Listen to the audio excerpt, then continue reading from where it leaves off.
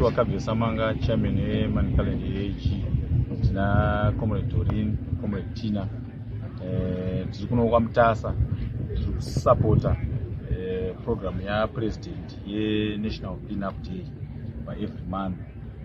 Tingokurudzira munhu wese kuti tifambe negwara rapresident utsanana, zvinotibatsira tidzivirire zvirwere zvakaita semapandemic kana makorera and the likes. So tinongoti munhu wese pese pauri make sure kuti ungoti pese paunosangana nemarara, pese paunosangana netsvina, ungofunge president vari kuti nyika yedu ngaigare yakachena.